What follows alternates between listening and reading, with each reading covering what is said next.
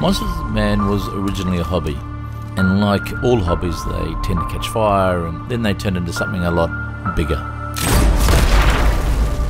I was wondering if I could create a highly compelling feature film with high-end visual effects, great performances, huge production values that were more in line with a studio-backed film, but within a budget that was very ambitious. Was it going to be a great calling card for Hollywood? Would I make money from it? Was it even worth doing? So the only real way to find out was to just bank on myself, go and make it, and just see what happens. My aim from the very start was to try and think as big as I could, think smart, and put the dollars we had on the screen in front of the camera and not wasted behind it. We started by stripping down our production crew to a really efficient commando-style A-team. We then stripped down 4 red cameras to absolute minimum and went super lean, but without compromising our creative decisions. We also made huge savings of not building huge sets, not hiring studios, or shooting scenes on green screen and having to replace hundreds of backgrounds. We decided to shoot in the actual locations depicted in the script for real. So we ended up shooting in Cambodia for 90% of the film. And in doing so, we ended up with huge and amazing visuals that no way we could have afforded if we built sets this large or tried to recreate in post. And the savings in this area alone allowed me to think a lot bigger from a post-production perspective. High-end visual effects was another great challenge. Some of the quotes we were getting in were, $1 million, $2 million, some at $3 million. Once the edit was locked, we ended up with around 2,000 visual effects shots.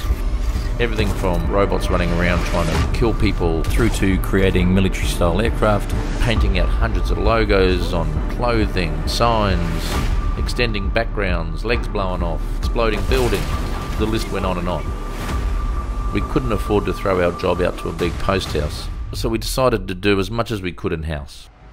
My visual effects supervisor, Rael Teague, and I knew it would be a ton of work managing and utilising high-end freelance visual effects artists and animators and designers that were literally scattered around the world.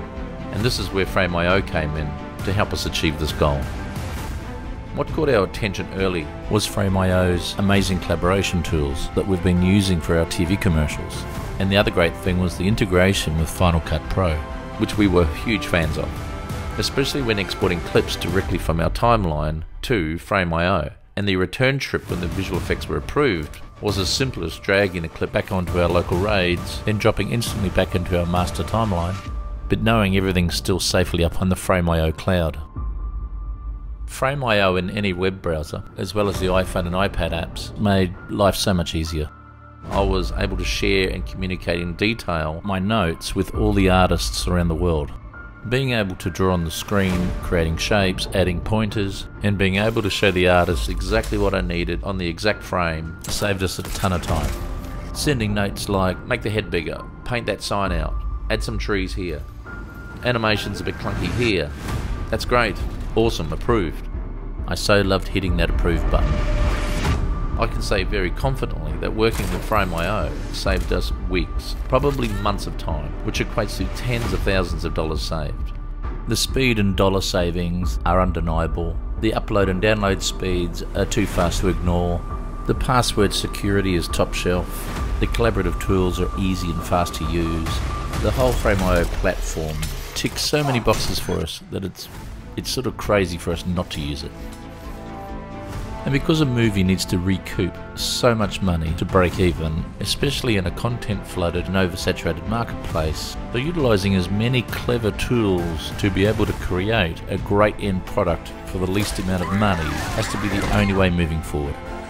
Monsters Man was released December 8, 2020, and amazingly hit #1 on all popular platforms. And we could not have done this without the incredible work from our cast, crew, and our post-production teams, and the amazing support from Frame.io.